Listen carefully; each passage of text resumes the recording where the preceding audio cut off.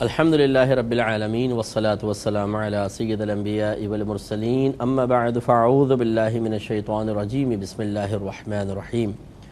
الحمدللہ الہادی پروگرام میں بیماریوں کے بارے میں، مریض کی عیادت کے بارے میں، اس کی سنن و آداب کے بارے میں، اور اس سلسلے میں جو نبی کریم صلی اللہ علیہ وسلم کے احکامات ہیں ان کے بارے میں کلام چل رہا تھا۔ پچھلی میں نے پروگرام میں ایک حدیث ذکر کی تھی، حضرت ابن عباس رضی اللہ تعالی عنہما سے روایت ہے کہ نبی کریم صلی اللہ علیہ وسلم ایک دیہاتی صحابی تھے، اعرابی جن کو کہتے ہیں، ان کی عیادت کے لیے تشریف لے گئے، اور آپ جس کی عیادت کے لیے تشریف لے جاتے، جس کے لیے بھی تشریف لے جاتے، تو آپ یوں فرماتے لا بأس طہور انشاءاللہ، لا باسا کوئی حرج نہیں، اس بیماری میں کوئی حرج نہیں ہے، آپ پریشان نہ ہو، طہور، یہ بیماری طہور ہے۔ طہور کہتے ہیں جو چیز پاک کرنے والی ہوتی ہے، جیسے اللہ تعالیٰ نے آسمان سے پانی نازل فرمایا، اس کو بھی طہور فرمایا، وہ نجاست دور کرنے کے سلسلے میں پاک کرنے والا ہے، اور یہ بیماری بھی پاک کرنے والی ہے، لیکن یہ بیماریوں سے نہیں، مطلب ظاہری نجاستوں سے نہیں، بلکہ گناہوں سے پاک کرنے والی ہے، اور انشاءاللہ اگر اللہ نے چاہا۔ یہ بھی بڑا پیارا اسلوب کلام ہے کہ بیماری گناہوں کو دور کرے گی، لیکن اگر اللہ تعالیٰ نے چاہا تو،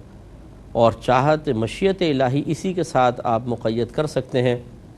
اگرچہ اللہ تعالیٰ کسی چیز کا پابند نہیں، لیکن جو آداب ہیں وہ یہی ہیں کہ جو مریض صبر و تحمل کرے گا، اللہ کی رضا پر راضی رہے گا، زبان و قلب پہ شکوہ نہیں آنے دے گا، تو انشاءاللہ اس کے گناہ بخشے جائیں گے۔ اب یہاں کوئی تفصیل تو نہیں ہے کہ گناہ صغیرہ یا کبیرہ، لیکن دیگر دلائل کی روشنی میں صغیرہ گناہ ہی یہاں مراد ہیں، کہ جتنے بھی انسان کے صغیرہ گناہ، یہ ہو سکتا ہے کہ یہ موجودہ بیماری تمام کا کفارہ بن جائے، یا ان میں سے بے شمار کا کفارہ بن جائے۔ کسی بھی صورت میں آپ دیکھ لیں، بہت فائدہ ہے بیماری کا، یہ اللہ تعالیٰ کی خصوصی عنایت ہے۔ ایک شخص تھا، وہ بیمار تھا، اللہ تعالیٰ کی بارگاہ میں ہاتھ اٹھا کے دعائیں کر رہا تھا، اللہ مجھے شفا دے دے، مجھے شفا عطا فرما دے۔ موسیٰ علیہ السلام وہاں سے گزرے، اس کو دعا مانگتے دیکھا، چلے گئے۔ پھر کچھ عرصے بعد وہاں سے تشریف لائے، وہاں سے گزر رہے تھے، دیکھا پھر وہ ایسی دعائیں مانگ رہا ہے، تو آپ نے اللہ تعالیٰ کی بارگاہ میں عرض کی، یا رب کریم اس پہ اپنی رحمت نازل فرما، یعنی اس کو شفا عطا فرما دے۔ تو اللہ تعالیٰ کی طرف سے وحی نازل ہوئی کہ اے موسیٰ، اس بیماری کے ذریعے میں اس پہ رحمت ہی تو نازل کرنا چاہتا ہوں۔ تو آپ اندازہ فرمائیں کہ اللہ تبارک و تعالیٰ کی حکمتیں میرا رب ہی جانتا ہے۔ بہت سارے گناہ اور بہت ساری خطائیں ایسی ہوتی ہیں کہ جو ہمارے مطلب کسی نیک عمل سے ختم نہیں ہو رہی ہوتی، یا ہماری توبہ اس پہ کامل نہیں ہوتی ہے، اور ہم تو نیک عمل کرتے ہی کیا ہیں 24 گھنٹے کے اندر، وہ ہم بھی اچھی طریقے سے جانتے ہیں۔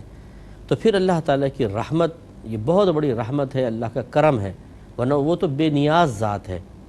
سب لوگ جہنم میں چلے جائیں اس کو کیا پرواہ، سب لوگ جنت میں چلے جائیں اس کو کیا پرواہ، وہ بالکل بے نیاز ہے، کسی چیز سے اس کو کوئی نقصان نہیں ہوتا، کسی چیز کا اس کو براہ راست فائدہ نہیں ہوتا، وہ ان تمام عوارضات سے پاک و صاف ہے۔ تو لہٰذا اگر وہ بیماری نہیں دیتا، اس کا فائدہ بھی آپ کو مجھے ہے، وہ بیماری دیتا ہے، اس کا بھی فائدہ آپ کو اور مجھے، اللہ تعالیٰ کو کیا۔ تو لہٰذا اچھی طرح یاد رکھیں کہ یہ ہمارے ہی فائدے کے لیے ہوتا ہے کہ اللہ تبارک و تعالیٰ ہمیں بیمار کر دیتا ہے، کیونکہ ہماری توبہ کامل نہیں ہوتی، نیک اعمال ایسے نہیں ہوتے، اچھائیاں ہمارے پاس نہیں ہوتی۔ اب اگر ہم اسی حالت میں مر جاتے تو یہی عذابات ہمارے لیے بری موت کا سبب بنتے، اور قبر میں مختلف عذابات کی شکل میں ہم پر مسلط کر دیے جاتے۔ پھر میدان محشر کی ذلت ہے، رسوائی، ندامت، پچھتاوا، پھر خوف اور دہشت میں مبتلا ہونا۔ جو گناہگار ہوگا وہ تو بیچارہ ایسے ہی ہوگا۔ تو ان تمام وحشتوں سے بچا کر اللہ تعالی ہمیں اگر بیماری دے کر گناہ مٹا دیتا ہے، اور اس کے بدلے میں پھر اچھی موت حاصل ہوتی ہے، اس کے بدلے میں عذابات قبر سے نجات مل جاتی ہے، میدان محشر میں عزت، سیدھے ہاتھ میں اعمال نامہ، پل صراط پر ثابت قدمی، اور پھر جنت میں دائمی داخلہ اور ٹھکانہ، اتنے بڑے بڑے انعامات، تو کیا یہ کوئی گھاٹے کا سودا ہے؟ کیا اس پر اللہ سے جھگڑنا چاہیے، لڑنا چاہیے؟ سوچئے ذرا، تو ہمیں سوچنا چاہیے، ایسا ہرگز نہ کریں۔ مسلم کی روایت حضرت ابو سعید خدری رضی اللہ تعالی عنہ اس کے راوی ہیں کہ حضرت جبرائیل علیہ السلام نبی کریم صلی اللہ علیہ وسلم کے پاس حاضر ہوئے اور پوچھا، اے محمد، کیا آپ بیمار ہیں؟ کیا آپ کی طبیعت ٹھیک نہیں ہے؟ نبی کریم صلی اللہ علیہ وسلم نے ارشاد فرمایا کہ ہاں۔ تو حضرت جبرائیل علیہ السلام نے ان الفاظ میں دعا فرمائی، بسم اللہ ارقیکا من کل شیء یؤذیکا من شر کل نفس او عین حاسد اللہ یشفی کا بسم اللہ ارقی کا، جس کا ترجمہ یہ ہے کہ اللہ کے نام سے آپ پر دم کرتا ہوں ہر اس چیز سے جو آپ کو تکلیف پہنچائے، ہر حاسد نفس اور آنکھ کے شر سے اللہ آپ کو شفا عطا فرمائے، اللہ کے نام سے آپ پر دم کرتا ہوں۔ اس سے دیکھیں چند باتیں معلوم ہوئیں۔ ایک بات تو یہ کہ عیادت کرنا، اگر یہ کہا جائے کہ جبریل امین علیہ السلام کی بھی سنت ہے تو یہ غلط نہیں ہوگا، اور یقیناً جبریل امین فرشتے ہیں اور فرشتے اللہ کے حکم کے بغیر کچھ نہیں کرتے ہیں۔ اس کا مطلب یہ ہوا کہ اللہ نے باقاعدہ جبریل امین کو بھیجا ہے کہ آپ جائیں اور نبی کریم صلی اللہ علیہ وسلم کی عیادت کریں۔ تو ایک تو یہ سنت یہ ہوئی۔ دوسرا ان کا آ کے پوچھنا کہ آپ بیمار ہیں، اور جواب میں سرکار کا فرمانا کہ ہاں میں بیمار ہوں، نعم۔ تو اس سے معلوم ہوتا ہے کہ اگر بیماری ہے اور انسان اپنی بیماری کو ظاہر کر دیتا ہے تو اس میں شرعاً کوئی قباحت نہیں ہے۔ اگرچہ میرے آقا صلی اللہ علیہ وسلم نے ایک دفعہ ایک صحابی سے پوچھا کہ آپ کیسے ہیں، انہوں نے کہا الحمدللہ رب العالمین علی کل حال۔ وہ بیمار تھے، سرکار نے پوچھا، انہوں نے یہ جملہ کہا الحمدللہ رب العالمین علی کل حال، ہر حال میں اللہ تعالیٰ کا شکر ہے جو عالمین کا پالنے والا ہے۔ رحمت کونین صلی اللہ علیہ وسلم نے فرمایا میں آپ کی زبان سے یہی سننا چاہتا تھا، یعنی اس حالت میں بھی اللہ تعالیٰ کی حمد و ثنا زبان پہ جاری ہو، میں اسی چیز کو چاہتا ہوں۔ تو یہ بھی ایک چیز ہے۔ تو بعض لوگ اس حدیث کو بنیاد بنا کے کہتے ہیں اگر آپ سے کسی نے پوچھا جی بخار ہے تو بس یہ نہ بتاؤ کہ جی ہاں بخار ہے، یہ شاید شکوے شکایت میں آ جائے گا، بلکہ یوں کہو الحمدللہ رب العالمین علی کل حال۔ تو ٹھیک ہے، الحمدللہ رب العالمین علی کل حال کہنا چاہیے۔ اگر ان دونوں کو ملا لیا جائے یا صرف یہ کہا جائے کہ ہاں مجھے بخار ہے، ہاں یا طبیعت ٹھیک نہیں ہے، ہاں میں بیمار ہوں، کوئی حرج نہیں ہے، کوئی گناہ نہیں ہے، کوئی یہ شکوہ شکایت نہیں ہے۔ ہاں کسی کی نیت میں شکوہ ہو جو لہجے سے بھی بعض اوقات ظاہر ہو جائے، ہاں یار کیا کریں، ہاں یا بیمار ہوں، بیزاریت کے ساتھ چیزیں اٹھا پٹک کر کرنے کے ساتھ اور بڑے ہی تلخ لہجے کے اندر کہ سامنے والا بھی سمجھ جائے، یہ رویہ صحیح نہیں ہے۔ اگر آپ نارمل رہ کر ایک سچ بولتے ہیں کہ وہ دوسرا کہتا ہے طبیعت ٹھیک ہے، اب میں جھوٹ بولوں کہ نہیں بالکل صحیح ہے، یہ غلط ہوگا، تو سچ ہی کہنا ہوگا، تو سچ کہہ دیں، کوئی حرج نہیں ہے۔ یا پھر یہ نہ کہیں الحمدللہ رب العالمین علی کل حال کہہ دیں، یہ بہت اچھی بات ہے۔ لیکن بعض اوقات بتانا ہوتا ہے کہ آپ مثلا کوئی آپ کے رشتہ دار ہیں، دوست احباب ہیں، وہ آپ کی عیادت کے لیے آئے، ہاں بھی کیسے ہو، الحمدللہ رب العالمین علی کل حال۔ ہو سکتا ہے وہ کہیں گے یہ تو بیماری نہیں، ہمارا آنا ہی بیکار ہو گیا، تو اس میں اپنی بیماری کے بارے میں تھوڑا بہت بتا دینے میں کوئی حرج نہیں ہے، بس نیت شکوہ شکایت کی نہ ہو۔ دوسری بات یہ ہے کہ اگر دونوں کو ملا لیا جائے تو بہت اچھی بات ہے کہ ہاں طبیعت تو ٹھیک ہے لیکن الحمدللہ رب العالمین علی کل حال، یہ بیسٹ چیز ہے کہ آپ نے جو سوال تھا اس کے مطابق جواب بھی دے دیا اور شکوہ شکایت بھی آپ کے قلب میں نہیں ہے، اور ساتھ ساتھ آپ نے یہ بھی بتا دیا کہ اگر میرے رب کریم نے اس بیماری کے سلسلے میں میرا انتخاب کیا کہ میرے گناہوں کا کفارہ ہو تو میں اس پر اللہ کا شکر ادا کرتا ہوں، اور شکر ادا کر دیں۔ اس سے کے بعد یہ بھی پتہ چلی، دیکھیں انہوں نے ارشاد فرمایا بسم اللہ ارقیکا، اللہ کے نام کے ساتھ میں آپ پر دم کرتا ہوں۔ تو یہ پہلے بھی میں نے بتایا تھا کہ دم کرنا، کوئی بھی اللہ کا نام ذکر کر کے، کوئی آیت پڑھ کر، اللہ تعالیٰ کے اسماء الحسنہ جو ہیں وہ پڑھ کر، یا کوئی حدیث کے اندر الفاظ آئے وہ پڑھ کر پھونک مار دینا، اس کو دم کرنا کہتے ہیں۔ کبھی تو ڈائریکٹ مریض کے اوپر پھونک ماری جاتی ہے، اور کبھی پانی کے اوپر پھونک مارتے ہیں، اس کو پانی پر دم کرنا کہتے ہیں، اور پھر یہ پانی پلا دیا جاتا ہے اس یقین اور امید کے ساتھ کہ اللہ تعالیٰ اس دم شدہ پانی سے اس شخص کو شفا عطا فرمائے گا۔ تو لہٰذا اس سے معلوم ہوا کہ یہ کوئی غلط نہیں ہے، جبریل امین نے آ کر دم کیا ہے اور نبی کریم صلی اللہ علیہ وسلم نے دم کروایا ہے، اور فرشتے اپنی طرف سے تو کچھ بھی نہیں کرتے، وہ تو اللہ کے حکم سے کرتے ہیں جس کا ان کو حکم دیا جاتا ہے۔ اس سے معلوم ہوا کہ جبریل امین کو اللہ نے دم کرنے کا حکم ارشاد فرمایا، تو دم کرنا گویا کہ اللہ کے حکم سے سنت جبرائیل علیہ السلام ہے۔ اور پھر پچھلے حدیث میں ثابت تھا، ہم نے بیان کیا تھا کہ نبی کریم صلی اللہ علیہ وسلم نے حضرت سعد رضی اللہ تعالیٰ عنہ پر دم فرمایا تھا، تو یہ دم کرنا سنت ہے۔ لیکن بس یہ تھوڑی سی احتیاط کرنی چاہیے کہ مرد مرد کو دم کرے، عورت عورت کو دم کرے، اور اگر کسی خاتون کو دم کرنے کی ضرورت پیش آئی جاتی ہے، جیسے کوئی بزرگ ہیں، تو پھر پردے میں رہ کر ہی دم کرنا ہوگا۔ تاثیر اللہ تعالیٰ دیتا ہے، اثر اللہ تعالیٰ دیتا ہے، یہ نہیں کہ جی منہ کھولے منہ پہ دم کرنا ہے، جو پردہ سامنے کر کے اگر آپ ان کے پردے کے اوپر، دوپٹے کے اوپر، موٹی چادر کے اوپر پھونک مار دیتے ہیں، اللہ تعالیٰ اصل تو اللہ تعالیٰ شفا دینے والا ہے، انشاءاللہ وہ شفا دے دے گا۔ تو پردے کا بھی لحاظ رکھا جائے، اور پھر اگر کسی نامحرم سے دم کروا رہے ہیں تو اس کی گنجائش نکل سکتی ہے، کیونکہ علاج کی صورت ہے۔ جیسے عورتیں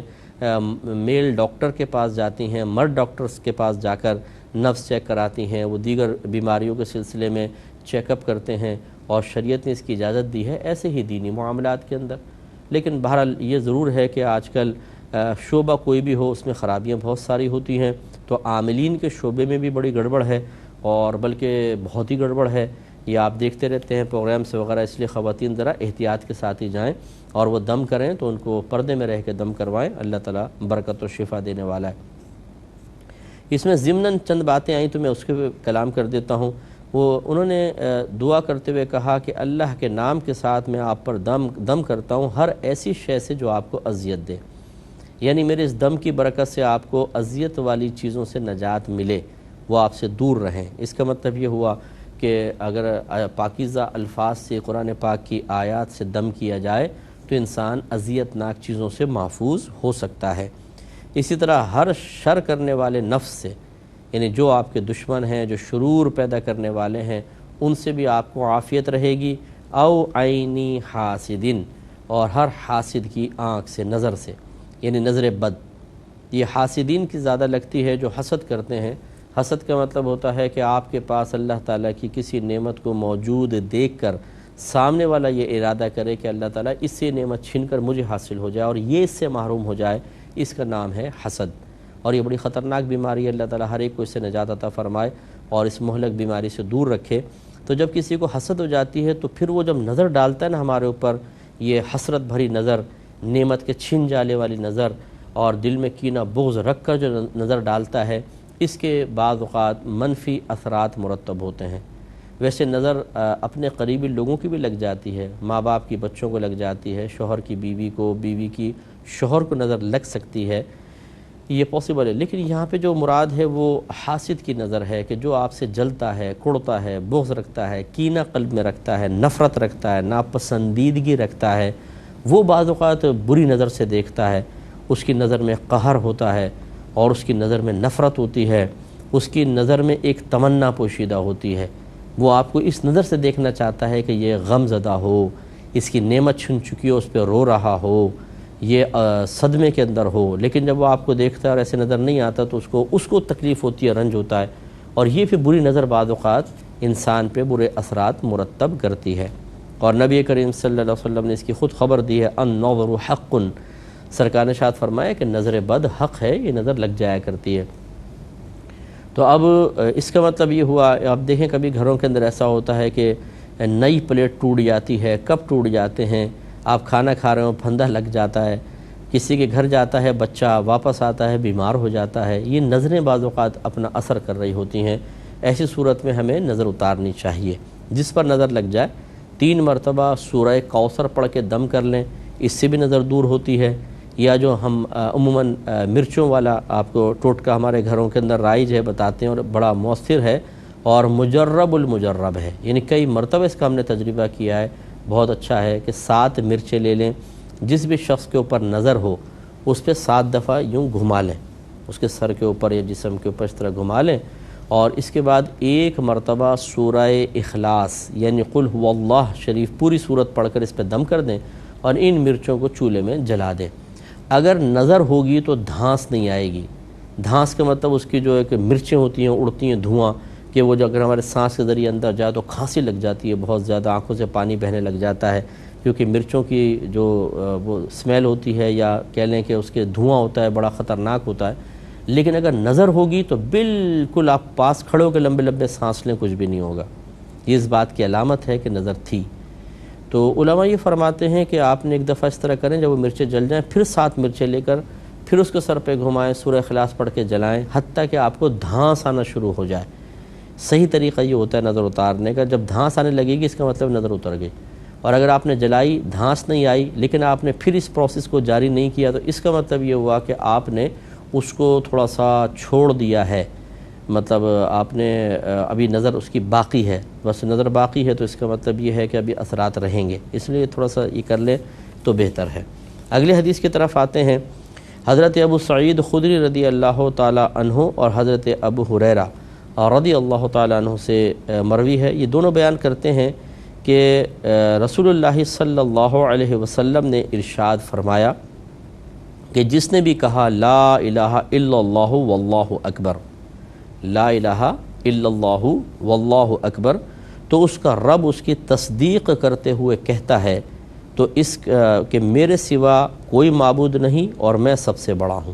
یہی اس کا مفہوم ہے، یعنی گویا کہ اللہ تعالیٰ فرماتا ہے کہ ہاں تم نے سچ کہا، میرے سوا کوئی معبود نہیں ہے اور میں سب سے بڑا ہوں۔ اور جب وہ کہتا ہے لا الہ الا اللہ وحدہ لا شریک لہ، یعنی نہیں ہے کوئی معبود مگر اکیلا اللہ، اس کا کوئی شریک نہیں ہے، تو جب یہ کہتا ہے سرکار نے فرمایا تو اللہ تعالیٰ فرماتا ہے کہ میرے سوا کوئی معبود نہیں، میں اکیلا ہوں، میرا کوئی شریک نہیں، یعنی تصدیق گویا کہ اللہ فرماتا ہے۔ اور جب بندہ کہتا ہے لا الہ الا اللہ لہ الملک ولہ الحمد، تو اللہ تعالیٰ فرماتا ہے کہ میرے سوا کوئی معبود نہیں اور میرے ہی لیے تعریف ہے اور میری ہی بادشاہی ہے۔